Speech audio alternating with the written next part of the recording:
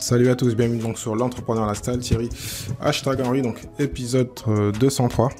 Aujourd'hui donc je vais te parler d'un livre que j'ai lu, enfin écouté plutôt, parce que je l'ai pas lu, je l'ai écouté plusieurs fois en début d'année, et puis là dernièrement j'ai eu la chance de le réécouter, donc il y a toute la semaine dernière, en audio qui est environ 6 heures, donc je te mettrai le lien vers Spotify, parce qu'il est gratuit sur Spotify, peut-être qu'il est aussi sur YouTube, en anglais malheureusement. Et donc dans ce livre, tu vas parler donc de finances, d'indépendance financière, d'investissement, avec des concepts un peu différents. Donc je te dis tout après avoir remercié le sponsor. Connais-tu Ledger, ton portefeuille de crypto-monnaies physiques? Sais-tu combien de personnes ont perdu leur Bitcoin? Beaucoup, mais vraiment beaucoup de personnes. Mais grâce à Ledger, tu seras garanti d'un niveau de sécurité optimal. Tes adresses sont sécurisées hors ligne, il n'y a aucun risque de piratage. Avec Ledger, tu peux profiter d'une réelle propriété et contrôle de tes cryptos. Posséder une crypto n'a jamais été aussi simple et sûr, et en plus, c'est une société française. Donc, pour tester, va sur le lien suivant, thierry-du6henry.fr/ledger, L-E-D-G-E-R, donc thierry-du6henry.fr/ledger. Donc, de retour, donc, après avoir remercié le sponsor, aujourd'hui, donc, je vais te parler donc du livre donc, de Morgan Housel, donc de Psychology of Money, donc de la psychologie de l'argent. Dans ce livre, donc, il te donne 20 leçons sur l'argent, comment investir, comment garantir d'être financièrement libre, même millionnaire, ce qui parle en fin de compte d'un exemple qui est très connu, donc je t'avais déjà parlé sur un autre livre de Tony Robbins, si je ne me trompe pas, et il parle en fin de compte quelqu'un qui travaille donc dans le ménage, qui est concierge, et qui pendant toute sa vie il investit, et quand il décède en fin de compte il a précisément 8 millions à sa mort, 8 millions de dollars. Donc voilà, donc il parle un peu de ça, il donne beaucoup d'exemples, donc des fois les exemples je vais te les modifier avec des exemples français, tant qu'à faire, parce qu'il parle beaucoup donc d'exemples anglo-saxons. Si tu les connais pas ou si t'es pas dans ce domaine-là, tu vas avoir du mal à comprendre. Donc voilà. Donc la personne qu'il disait, donc c'était Ronald Reed, qui décède en 2014 avec 8 millions d'euros d'économie. Donc très intéressant. Donc comme je dis plein d'exemples. Donc très intéressant. Donc comme je dis plein d'exemples. Donc je vais commencer par les 20 points. Je te le dis en français, parce que donc je me dis le livre en anglais, donc j'ai été quand même prendre le sommaire en anglais pour tout traduire. Et je te mettrai le lien vers l'audio. Donc, pour débuter, son premier chapitre, je précise bien, il y a des chapitres où je vais prendre du temps, d'autres où en 30 secondes ça va te finir, il n'y a pas besoin de tout développer. Voilà. Donc, personne n'est fou. Donc, du titre du premier chapitre, où il donne en fin de compte l'exemple que chacun, en fin de compte, on a une histoire, une expérience différente avec l'argent, selon donc, où on est né, l'âge qu'on a, de l'époque. Donc, investir dans les années 80 et maintenant, ça n'a pas de sens, vu l'inflation, vu plein de choses. Donc, voilà, toute expérience est différente, c'est pour ça qu'il faut, comme il le dit, donc faire sa propre expérience. Son histoire est différente, et donc il faut donc vraiment automatiquement donc agir avec donc son expérience à soi, bien sûr, notre éducation, les parents, mais qu'il n'y a pas une seule intelligence financière. Donc la façon dont on agit et donc on investit directement, il est donc à notre histoire personnelle, qui le dit bien, et à notre intelligence. Donc c'est là qu'on est jeune, en fin de compte, qu'on a donc une différente philosophie du monde et de la vie. Et automatiquement, ça va influencer, en fin de compte, ta manière d'investir. Et puis, comme je le répète, actuellement, on a beaucoup d'inflation. Investir avec l'inflation et ça, c'est pas la même chose. Nous, par exemple, ceux qui ont mon âge, ils ont connu différentes crises. Et c'est pas la même période, même façon d'investir quand on est né dans les années 90. Voilà. Donc, il faut vraiment prendre ça en compte et se faire un modèle à soi, mental et unique, pour sa façon d'investir et de fonctionner. Et en plus, il explique aussi, ce qui est bien, c'est que il y a plein de modèles qui n'existaient pas avant. Comme il dit bien, ce qu'ils appellent le 401k, c'est leur système de retraite, on va dire, n'existe pas depuis beaucoup de temps. Donc même nous, en tant que personne, en tant qu'humain, on n'est pas habitués à l'indépendance financière et à investir. Avant, il n'y avait pas de retraite. Donc avant, on vivait moins longtemps. Donc toutes ces choses-là, même si ça paraît des fois mettre en commun, parce qu'on parle beaucoup d'indépendance financière, d'argent, tous ces systèmes-là n'existaient pas avant, c'est vraiment nouveau. Il y a plein de choses qui sont récentes et qu'il faut donc intégrer dans sa façon de vivre. Donc le système financier moderne est tout nouveau, donc voilà, c'est vraiment un sujet qu'il faut donc apprendre, mettre son expérience et ses émotions et son histoire personnelle autour de sa famille. Deuxième point, il parle donc de la chance et du risque, ou du risque et de la chance, comme tu veux. Comme il dit, rien n'est aussi bon et aussi mauvais qu'il n'y paraît. Donc les résultats en général qu'on a donc sont pas uniquement donc le fruit donc de nos efforts, voilà. Il y a aussi donc souvent la chance et le risque. Et donc il part donc dans son exemple, il en parle beaucoup dans le livre de Bill Gates, qui est pendant très longtemps et même maintenant l'homme le plus riche du monde, même s'il n'est pas toujours actif. Après il y a Warren Buffett, il parle aussi de Warren Buffett. Il parle donc dans son livre donc de Bill Gates quand il était à l'école. quelle est la probabilité, en fin de compte, quand on lui a posé la question, qu'il soit devenu, qu'il réussit dans l'informatique et qu'il devienne milliardaire, plutôt. S'il n'avait pas eu la chance d'aller dans l'école où il avait été, à Lakeside, à Seattle, En même temps, il rencontre Paul Allen là-bas, avec un autre de ses collègues qui est mort. Voilà. Et donc, c'est du hasard, mais c'est du bon hasard. C'est-à-dire que là où ils étaient, il y avait, à l'époque, il n'y avait pas beaucoup d'ordinateurs. Je crois qu'il y en avait 300 aux États-Unis. Et donc, il y a une chance, c'est que dans son école, il y avait un ordinateur. Donc, il a vraiment dormi dessus, entre parenthèses, avec Paul Allen. Ils sont connus comme ça. Et ensuite, il y a plein de choses dont ils vont parler, mais je ne vais pas tout dire parce qu'il faut aller lire le livre. Où Paul Allen se pose des questions, eux deux se challengent, deviennent amis, et puis ils réussissent par rapport à ça. Mais voilà, c'est du pur hasard. Après, il est intelligent, il a lui-même créé la boîte, hein, c'est pas tombé tout seul, mais la chance a joué donc dans sa rencontre et dans le fait qu'il y ait un ordinateur. Il n'y aurait pas eu d'ordinateur autour de lui, comment il aurait fait? Donc, comme il dit, donc tous les résultats dans la vie sont guidés donc par des forces autres que l'effort individuel. Il y a un effort collectif et aussi le fait qu'il soit donc au bon moment, au bon endroit.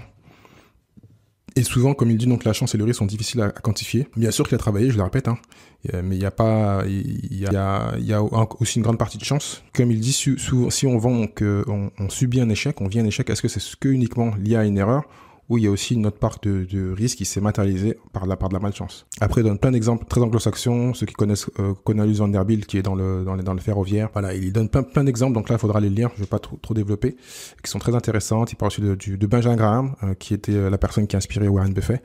Voilà, il y a vraiment plein d'exemples, mais le livre est assez long, donc je ne vais pas t'en parler, mais c'est juste pour te donner l'envie de le lire. Et comme il le dit dans cette partie-là, donc à la base, donc, je vais chercher des modèles communs donc à tout le monde qui conduisent à la réussite, qui seront souvent plus applicables dans ta vie. Une autre bonne manière de gérer le risque est de faire en sorte qu'un mauvais investissement ne nous limite pas, parce que des fois ça peut te limiter. Moi, ce qui aurait pu m'arriver quand j'ai vu une liquidation judiciaire, bon, c'est pas un investissement, c'est une création, mais c'est pareil. Et donc de sorte que, en fin de compte, on puisse continuer jusqu'à la chance nous sourisse. Parce que des fois, si on a des petits échecs, mais qu'on continue automatiquement, si on continue, on devient meilleur. C'est ce que j'ai dit dans un podcast il y a quelques semaines. On va pouvoir avoir la réussite. On sait qu'à la base, il y a plus d'échecs que de réussite dans la vie. Mais si on abandonne, on est sûr d'échouer. Si on continue, on n'a que des petits échecs et on continue, automatiquement, on va arriver au bout.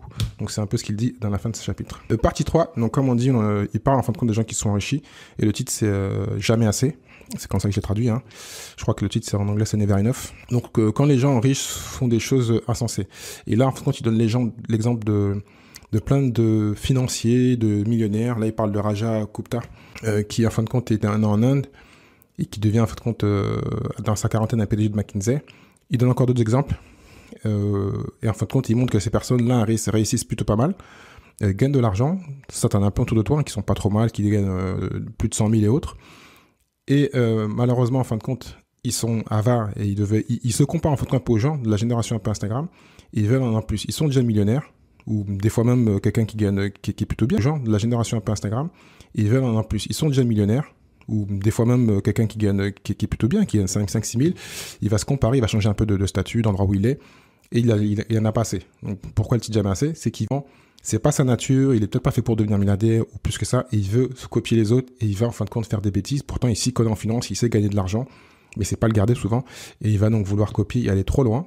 C'est comme si quelqu'un que tu connais autour de toi, qui est multimillionnaire, qui est intelligent, mais qui veut à tout prix tout faire pour devenir milliardaire, il va donc souvent tenter par faire des erreurs, des bêtises.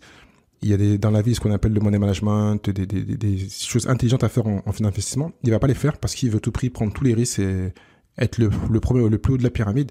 Et donc ça, c'est une grosse erreur. Quand on a déjà, il faut apprendre à se dire que c'est assez, que c'est pas mal déjà. Et donc il donne aussi l'exemple dedans de Bernard Madoff, qui à la base était quelqu'un qui avait plutôt bien commencé. Il me semble que j'ai vu le reportage, il me semble que dès le départ, il fait pas de la magouille dès le départ. Et ensuite, il veut devenir plus gros qu'il l'est, il fait des magouilles qui leur pu rester dans un monde classique où il était pas mal. Comparé à la moyenne des gens, il était pas mal. Il a voulu aller trop loin, trop grandir, et il s'est fait avoir.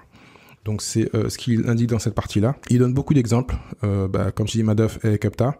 Donc je te la répète. Donc voilà. Ils ont fraudé, c'était pas pour survivre, comme je l'appelle bien, ils étaient déjà multimillionnaires. Pourquoi tout risquer pour avoir plus? Et qu'ils étaient vraiment pas mal. Et ça, dans notre vie, on peut souvent en avoir des gens autour de nous qui en veulent plus et qui sont déjà pas mal comparés à la moyenne. Donc après, il donne quelques petits points aussi. Donc si tu trouves un jour dans une situation d'avoir suffisamment d'argent pour couvrir tes besoins raisonnables, il faut se rappeler que la compétence financière la plus difficile est de faire en sorte que la ligne d'embut cesse de bouger. Donc tes attentes ne doivent pas s'élever en même temps que tes résultats. Donc souvent, souvent, en fin de compte, tu arrives à un résultat et t'es pas content et tu vas aller plus loin. Et comme il le dit, donc, en fin de compte, tu finiras toujours par prendre plus en plus de risques. Et c'est ce qui s'est passé dans les exemples que je viens de te donner et qu'il lui a donné, donc Madoff et d'autres. Éviter de se comparer. Donc, ça, c'est un gros problème de notre société actuellement avec Instagram et tous les réseaux sociaux. Donc, quoi qu'il arrive, comme il dit, il y aura toujours plus fort que toi. Il y aura toujours une personne qui n'aura plus que toi. Donc, il vaut mieux accepter d'avoir assez, d'être content. Et il le dit bien, j'aime bien cette partie-là, assez n'est pas trop peu. Donc au contraire, et il le dit bien, j'aime bien cette partie-là, assez n'est pas trop peu. Donc au contraire, l'appétit insatiable de ne pas avoir renoncé à un seul dollar, enfin nous c'est 0, finit par conduire au regret. Donc de ne pas avoir de regret, de vraiment être content de ce qu'on a et continuer à faire fructifier ce qu'on a et prendre son temps pour devenir plus riche s'il le faut, ne pas prendre tous les risques. Surtout quand on est déjà riche. Et dernier point donc, il indique sur cette partie 3, donc il y a beaucoup de choses qui ne valent pas la peine d'être risquées, quel que soit le gain potentiel. La réputation, la liberté, la famille, les amis, le bonheur sont ce qu'il y a de plus important. Et donc, dans le livre, il le répète souvent, ces données-là, la réputation, la liberté, la famille, les amis et le bonheur. Ensuite, le 4e point, donc déconcertante accumulation. Donc, la fortune de Warren Buffett n'est pas seulement due au fait d'être un bon investisseur, mais au fait d'être un bon investisseur depuis qu'il est enfant. Ce qui veut dire par là, donc c'est, tu connais donc l'esprit de l'effet cumulé, c'est qu'il a commencé très très jeune. Donc, on peut avoir un meilleur taux et être un meilleur investisseur. Bon, lui, il l'est dans tous les cas. Mais le fait, c'est qu'il a commencé très très jeune. Et donc, qu'il a eu donc l'avantage donc, d'avoir l'effet cumulé et l'effet composé, en fin de compte, le fait d'avoir commencé très tôt. Et que 3/4 de sa vie, en fin de compte, c'est l'investissement. Donc, c'est un gros avantage. Donc, ça, c'est ce qu'il met en point dedans. Et comme il le dit, donc, les intérêts composés fonctionnent de manière exponentielle. Ce qui est contre-intuitif pour notre cerveau, qui raisonne mieux de manière linéaire. Ensuite, il rajoute que bien investir ne consiste pas nécessairement à obtenir les meilleurs rendements. Il s'agit d'obtenir des rendements assez bons que tu puisses soutenir et qui peuvent être répétés sous la plus longue période de temps. Ce que j'ai dit dans notre épisode, souvent on ne veut pas avoir cette notion de temps, on veut aller dans l'urgence. Mais voilà, quand tu commences très tôt, le temps joue pour toi. Et comme on le dit plus tard dans une autre partie, donc je vais te dévoiler ce qu'il dit, c'est que, alors je sais pas si c'est une vraie enquête, il explique en fin de compte, il donne différentes raisons, donc investir sur 5 ans, 10 ans, 15 ans et 20 ans. Il explique qu'en 20 ans, quasiment tout le monde devient indépendant financièrement ou même millionnaire, si je me trompe pas. Sur 20 ans, tu peux pas te rater. Alors, si tu investis sur la bourse et que tu investis tout le temps, tu fais du DCA ou d'autres manières, mais que tu es assez régulier et tu mets une somme assez importante, quel que soit le taux, automatiquement, donc, tu vas récolter en fin de compte les avantages donc d'être régulier sur du très long terme. Donc sur 20 ans, c'est quasiment garanti. Si je trouve l'enquête ou les éléments qui t'indiquaient, je te le remets. Parce que n'oublie pas que je l'ai eu en 2 jours. Donc partie 5, devenir riche versus rester riche. Dedans, donc, il donne l'exemple de Jesse Livermore, qui était l'un des plus grands traders de son époque. On en a déjà parlé donc, sur le podcast. Dans les années 30, un peu avant les années 30, pendant donc la crise des années 30, la crise de 29 plutôt, et donc quelqu'un qui aimait spéculer, et qui malheureusement est devenu très riche, mais aussi très pauvre, enfin il s'est même suicidé parce qu'il a perdu tout son argent, parce qu'au lieu donc d'investir et de garder son argent, c'est quelqu'un qui est resté trader, qui a pris beaucoup de risques, mais voilà, donc il était fort pour devenir riche, mais pas pour le rester. T'as compris l'esprit donc de cette partie-là, je vais pas rester dessus très longtemps. Je vais juste reprendre la phrase donc, de Nassim Taleb. Donc, avoir un avantage et survivre sont deux choses différentes. La première nécessite la seconde. Vous devez éviter la ruine à tout prix. Donc, comme tu sais, j'aime bien Nassim Taleb, donc je t'ai appris cette phrase-là. Il a plein d'éléments qu'il développait, mais je voulais pas que l'épisode dure 1 heure, donc je vais pas t'en parler. Je vais parler donc passer à l'épisode à la partie 6, son conseil numéro 6. Enfin, pile tu gagnes. Tu peux te tromper la moitié du temps et faire quand même fortune. Donc, élément très important, je l'ai un peu dit avant, on perd plus que l'on gagne, il faut juste rester dans la partie pour pouvoir réussir à gagner une fois ou d'autres fois, mais voilà. Donc, dans les affaires, dans le business, comme dans l'investissement, un petit nombre d'événements sont responsables de la majorité des résultats. Il donne bien sûr après l'exemple de personnes précises, de Disney qui a fait plus de 400 dessins animés et qui très peu ont marché, mais ceux qui ont marché ont bien marché. Après, donc, il donne différentes études, donc voilà, je ne vais pas te développer aussi cette partie-là, elle est très simple. En ce qui concerne ta carrière d'investisseur, c'est très simple.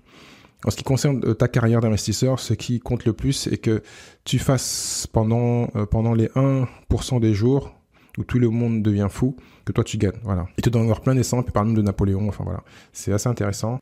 Donc ton succès en tant qu'investisseur sera déterminé par la façon dont tu réagis au moment des terreurs ponctuelles et non par les années passées sur le régulateur de vitesse. Donc il parle aussi donc de l'investissement et le business sont des mondes à part où il est possible de se tromper régulièrement tout en ayant raison globalement. Il dit aussi que les entreprises qui réussissent le mieux sont celles qui multiplient les tests et donc les échecs afin de faire émerger un produit hors du commun. Donc tu as l'esprit un peu de cette partie-là. Et donc il a une citation en fait de George Soros qui indique que l'important n'est pas d'avoir raison ou tort, mais de savoir combien d'argent vous gagnez quand vous avez raison et combien vous perdez quand vous avez tort. Partie 7, une partie que j'ai bien aimée, qui est vraiment très intéressante, où il parle donc de liberté. Contrôler son temps est le meilleur dividende que l'argent puisse payer. J'aime beaucoup aussi cette phrase, hein, je le répète. Donc pareil, il donne encore plein d'exemples, hein, c'est vraiment un livre anglo-saxon. Donc je vais pas tout parler de tout, je vais prendre les phrases qui m'intéressent le plus. Donc l'argent, ce qui permet de contrôler ta vie et d'avoir plus d'indépendance. Il permet d'acheter du temps et fournit davantage de possibilités sans devoir craindre les aléas de la vie, c'est-à-dire perte d'emploi, problèmes de santé. Donc ça, on le sait. Donc le sentiment de bonheur vient lorsque nous sentons que nous contrôlons notre temps, ce que nous faisons, où, avec qui et quand, pendant combien de temps. Voilà. Donc cette partie est vraiment très intéressante, je te le dis. Hein. J'ai vraiment réécouté plusieurs fois et j'ai fini cette partie qui est très simple. Et il donne un autre exemple dedans. Donc, mais d'après Karl Pillemer, voici ce que les 1000 personnes âgées interrogées considèrent comme ayant le plus de valeur à leurs yeux. Donc les personnes qui ont vécu, entre parenthèses, avoir des relations de qualité, faire partie de quelque chose de plus grand que soi et passer du temps de qualité avec ses enfants. Voilà. Ça parle, voilà, c'est vraiment très simple. 3 petites phrases. Donc, c'est sur un témoignage de 1000 personnes âgées. Et ça dit que l'argent, c'est bien.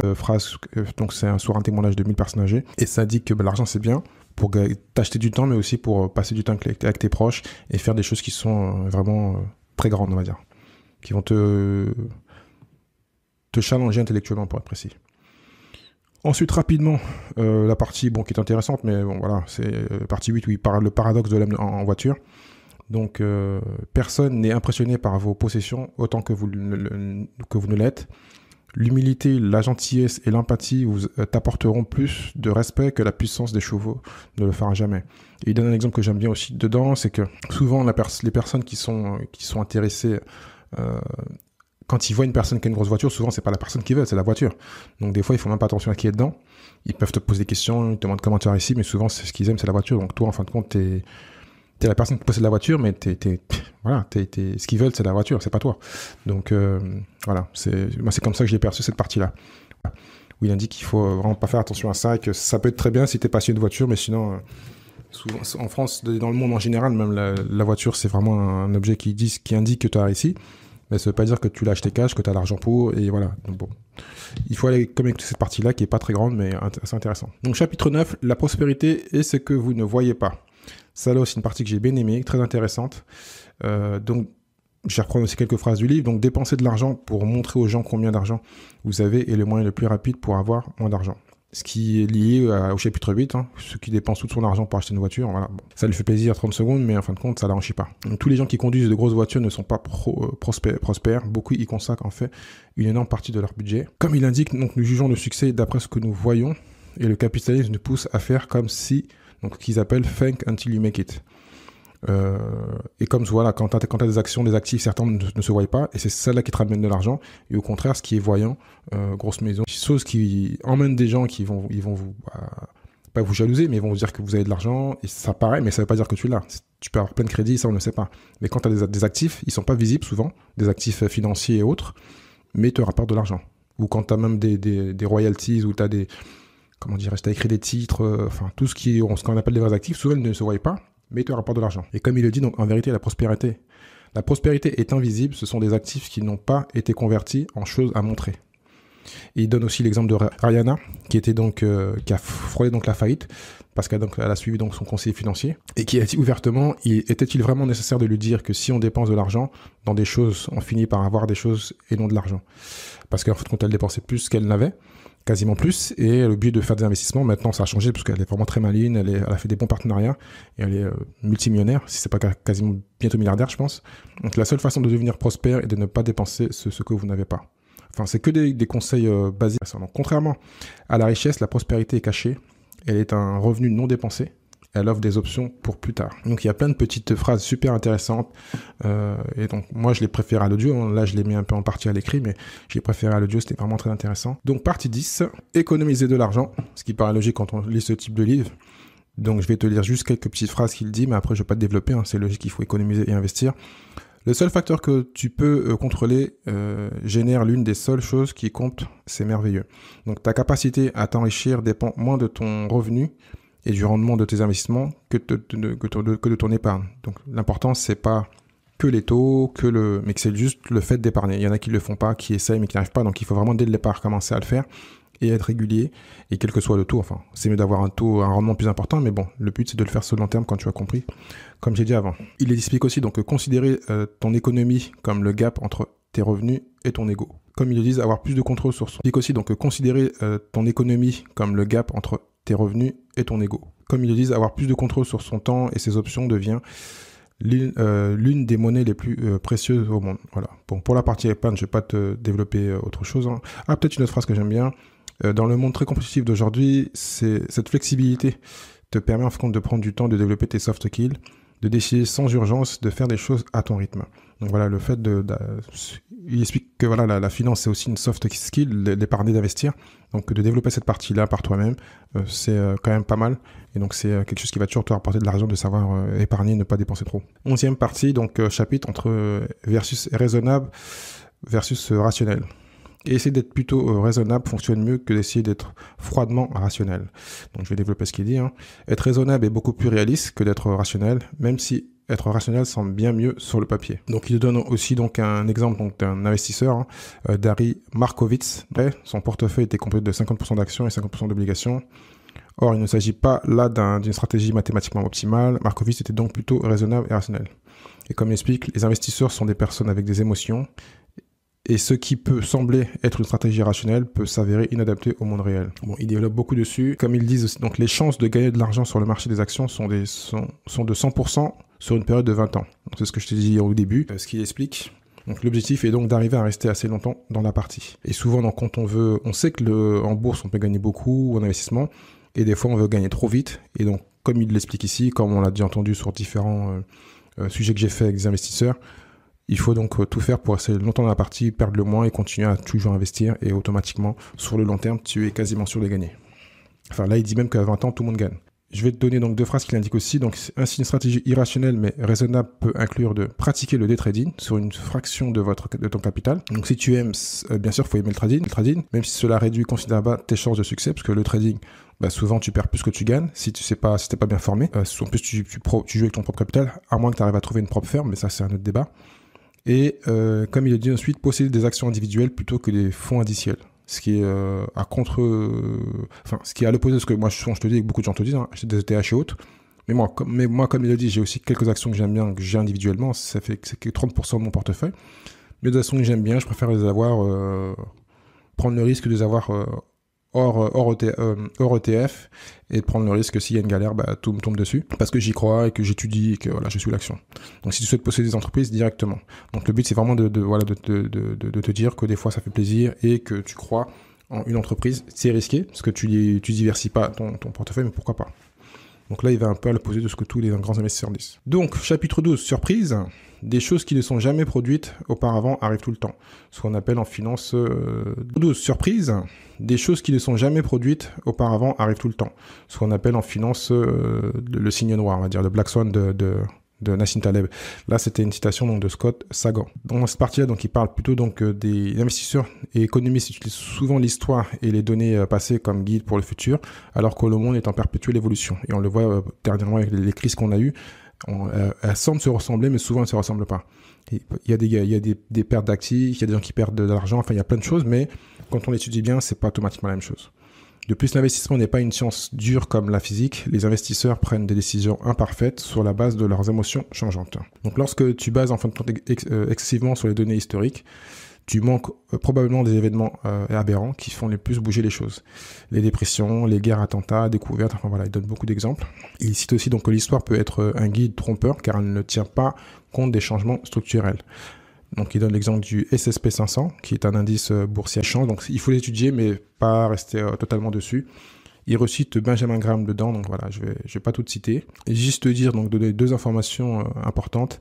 Donc, l'information est plus facilement accessible, accroissant la compétition entre ceux qui cherchent les opportunités de valeur. C'est vrai qu'on est passé d'un monde où il y a beaucoup d'informations, YouTube, les différents médias, donc ça peut être un peu compliqué. L'économie est passée donc de l'industrie à la technologie. dont les cycles économiques et l'utilisation du capital sont très différents. Notion importante à citer, donc partie 13, donc marge d'erreur, ou moi j'ai cité marge d'erreur, mais on peut l'appeler place pour l'erreur. La partie la plus importante de tout plan est de prévoir que votre plan ne se déroulera pas comme prévu. Ce qu'on dit souvent quand on fait du business, c'est que tu fais des business plans, tu fais des choses comme ça, mais voilà, c'est... Même moi qui étais franchisé, on te vend souvent un plan et en fin de compte, ça se passe jamais comme ça. Ça ressemble, c'est pas très loin, mais souvent, il y a plein de paramètres qui font que ça va pas être précis par rapport à ça. Donc, personne n'aime l'incertitude, ni pense à être précis par rapport à ça.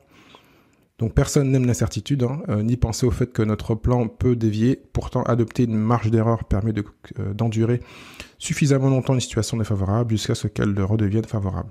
Bon, voilà, il a plein de petites nuggets comme ça. Et donc, il parle un peu aussi du biais de l'optimiste dans la prise de risque. Donc, peut te conduire dans une situation statiquement favorable, mais dont un seul revers t'emmènera à la ruine. Donc, il faut être optimiste, mais pas trop. Voilà. Donc, il dit adopter une marge d'erreur te protège contre tous les événements impossibles à prévoir et pourra te permettre donc de survivre. Une bonne règle de base pour beaucoup de choses dans la vie est que tout ce qui peut se casser finira par se casser.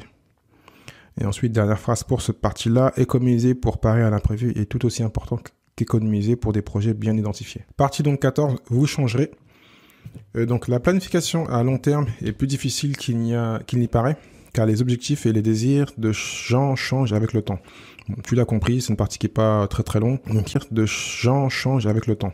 Bon, tu l'as compris, c'est une partie qui n'est pas très très longue. Donc il parle des changements. Je vais te sortir juste... une phrase qui me plaît parce que j'ai lu le livre de ce qu'on appelle l'effet cumulé. L'effet cumulé fonctionne mieux lorsque vous pouvez donner un plan des années ou des décennies pour se développer.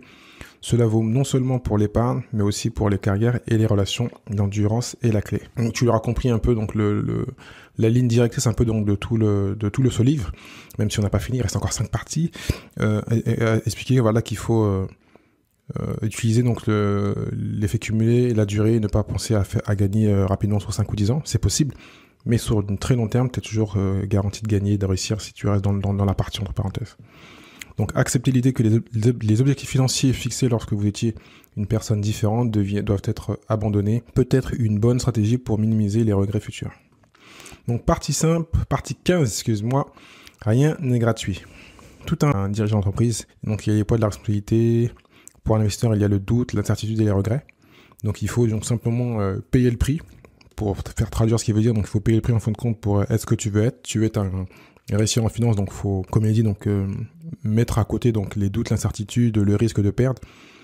Voilà. Après chaque chose que tu veux faire dans la vie, il y a un prix à payer, donc il faut être prêt à le faire et ne pas se mentir. Il explique donc que pour obtenir 11% de rendement annuel, dividende inclus, produit par les Dow Jones pendant 70 ans, il aura fallu passer par de nombreuses périodes de forte baisse et c'est le prix à payer. Voilà. Il donne encore plein d'autres exemples bien sûr, mais je ne vais pas tout te donner. L'important, comme il dit, donc les frais liés à la volatilité et à l'incertitude, le prix des rendements constitue le coût d'entrée pour obtenir des rendements supérieurs à ceux des liquidités et des obligations. Voilà, ce qu'il explique, pour être plutôt clair, c'est que voilà, il faut il y a un prix à payer pour tout et que il faut être il y a un prix à payer pour tout et que il faut être prêt à avoir des pertes et des gains. Donc partie 16 indiqué donc toi et moi, you and me en anglais. Donc méfiez-vous des conseils financiers donnés par des personnes qui jouent à un jeu différent du vôtre. Pour être précis, tu l'as déjà entendu, les conseillers sont les mauvais payeurs, donc tu ne prends pas une personne qui n'a jamais investi, par exemple tu vas investir, ou une personne qui n'est pas dans le même domaine que toi et qui va donner des conseils. Le plus important donc c'est de prendre ton exemple à toi, ou de gens qui sont dans ton domaine, des gens que tu veux émuler, mais pas prendre des choses qui n'ont rien à voir. Comme il dit, une règle d'or de la finance est que l'argent recherche le rendement dans la mesure où il peut le faire. Donc il donne plein d'exemples de traders de bill internet qui vont donc aller avec ce sujet. Comme il indique, le piège est alors donc de chercher à imiter les autres aveuglément, alors qu'ils n'ont ni la même vision du monde, ni les mêmes objectifs, et qu'ils ne jouent pas au même jeu. Court terme versus long terme, c'est autant valable pour l'investissement que pour la façon de dépenser son argent. Donc il faut commencer par se demander à quel jeu on veut jouer, et selon quel horizon d'investissement. Lorsque ta mission sera claire, tu seras moins tenté d'imiter les autres et de dévier de ton plan. Donc tu as un plan à toi, c'est le tien, et donc tu ne dévies pas, tu ne sais pas de copier les autres, tu as ta façon de faire et tu gardes ta manière de faire. Partie 17, donc la séduction du pessimisme. L'optimisme ressemble à un discours de vente et le pessimisme ressemble à quelqu'un qui essaie de vous aider. Donc je répète parce que c'est vraiment intéressant. L'optimiste ressemble à un discours de vente, le pessimiste ressemble à quelqu'un qui essaie de vous aider. Comme il le dit, donc les optimistes sont souvent vus comme étant inconscients des risques. Donc souvent c'est les investisseurs entrepreneurs qui voient tout tout beau, toujours tout beau. Tandis que les pessimistes semblent plus intelligents. Nous prêtons ainsi davantage attention au discours pessimiste qu'au discours optimiste. Donc ils partent aussi donc des journaux financiers et donc qui parlent en fin de compte parlent plus des choses négatives que positives, parce que ça fait plus vendre. Donc voilà. Donc, tous les groupes de personnes que j'interroge pensent que le monde est plus effrayant, plus violent et plus désespéré, bref, plus dramatique qu'il ne l'est en réalité. C'est une citation donc, de Hans Rosling. Comme il l'indique, il faut donc plutôt prévoir l'argent est omniprésent et nous concerne tous. Les systèmes économiques et financiers sont interconnectés et une mauvaise nouvelle en un lieu donné peut potentiellement tous nous affecter. Partie 18. Quand vous êtes prêt à croire n'importe quoi. Des fictions attrayantes et pourquoi les histoires sont plus puissantes que les statistiques.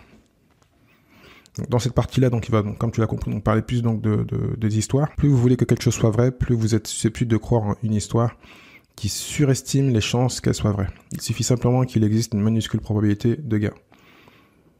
Ensuite, il t'indique que nous avons tous une vision incomplète du monde. Nous avons tous une vision incomplète du monde et nous formons un récit complet pour combler les trous. Pour être précis par rapport à tout ce qu'il vient de dire, donc il est difficile donc d'accepter que ce qu'il se passe dans le monde est hors de notre contrôle, alors nous écoutons les prévisions des personnes qui font autorité. Cela répond à notre besoin de contrôle. L'illusion du contrôle est plus persuasive que la réalité. Donc là, pour donner un exemple en France, c'est quand tu écoutes certaines émissions d'investissement en France, qui commencent par B, et qui te parlent donc d'investissement. Il y a des gens d'autorité, certains sont vrais, certains sont faux, et donc il faut faire son propre jugement, aller chercher d'autres types de conseils, si je puis dire, et ne pas écouter, ne pas se faire peur avec ce qui est indiqué par ces économistes dans ces différentes émissions. Donc pour aller plus loin avec ce que dit donc Daniel Kahneman, qu'il cite, donc nous négligeons dans nos plans et les capacités des autres, nos tentatives d'explication des événements négligent le rôle de la chance. Nous sommes trop confiants car nous négligeons l'inventaire de start-up, pensent que le résultat dépend à 80% de leur action, ils surestiment leur propre impact et négligent ce qu'ils ne contrôlent pas, leurs compétiteurs, les changements sur le marché, la disponibilité des financements, etc. Partie 9, l'avant-dernière partie. Donc tous ensemble maintenant. Quelques leçons courtes et exploitables qui peuvent vous aider à prendre des meilleures décisions financières. Donc, comme il le dit, donc les conseillers financiers connaissent les probabilités de ce qui a tendance à fonctionner, les lois universelles de l'argent, mais vous seul tirez la conclusion sur ce que vous devriez faire. Donc, il explique donc chercher l'humilité quand les choses vont bien et la compassion quand elles ne vont mal. Le monde est complexe et la chance, comme le risque, joue un rôle important. Comme il le dit, moins d'ego, plus de richesse, vos économies sont l'écart entre votre ego et vos revenus. La vraie prospérité est invisible. Gérez votre argent d'une manière qui vous aide à dormir la nuit. Certains dormiront mieux en prenant des risques, d'autres en étant prudents. Augmentez votre horizon d'investissement. Donc ça, il l'a répété plusieurs fois dans ce livre. Acceptez que beaucoup de choses se passent mal. Vous pouvez vous tromper la moitié du temps et faire quand même fortune. Il est normal d'avoir des bons et de mauvais investissements. Concentrez-vous sur l'ensemble de votre portefeuille. Bon, il y a encore plein de phrases, je ne vais pas toutes citer. Donc voilà, des choses qui sont vraiment très intéressantes. Donc voilà, je te mettrai le lien pour l'audio. Et le dernier point, donc la confession. Il n'y a pas de vérité universelle, il n'y a que ceux qui fonctionnent pour vous et votre famille, qui vous permettent d'être à l'aise et de bien dormir la nuit. Pour moi, l'important n'est pas d'atteindre les rendements les plus élevés, mais la liberté pour notre famille de faire ce que nous voulons. Donc voilà, il reprend un peu ce qu'il disait au début, tout ce qui tourne autour de la liberté. Là, je vais reprendre une phrase de Nassim Taleb, qu'il a encore cité plusieurs fois dans le livre. Le véritable succès consiste à sortir d'une sorte de course de rat pour moduler ses activités afin d'avoir l'esprit tranquille. Nassim Taleb. Puis après, il donne d'autres conseils comme acheter notre maison sans crédit. Donc le sentiment de posséder notre maison entièrement dépasse l'envie d'accroître notre patrimoine avec l'effet de levier d'un emprunt à faible taux. Conserver 20% de nos actifs sous forme de liquidité pour ne pas être obligé de revendre nos actifs en cas de dépenses imprévues. Cela permet aussi de nous assurer de pouvoir laisser nos actions fructifier sur le long terme. Donc ça revient avec les points qu'il a donnés au-dessus. Hein. Donc la première règle de l'intérêt composé est de ne jamais l'interrompre inutilement. Ça, il reprend une phrase donc, de Charlie Munger. Donc, tu l'as compris, c'est un livre très intéressant. J'ai essayé de te faire court, mais là, c'était un peu long. Et pourtant, j'ai retiré beaucoup de choses. Donc, si tu es intéressé par ce qu'il dit, si tu as des commentaires à dire, des choses à rajouter, si tu l'as lu, ou si tu penses que les choses sont un peu fausses, parce qu'à des fois, il est un peu contre-courant de ce que dit dans l'investissement.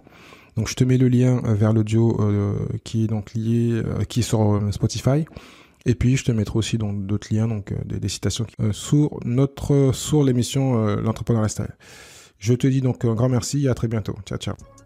Merci à toi d'avoir écouté cet épisode de l'Entrepreneur Lifestyle jusqu'à la fin.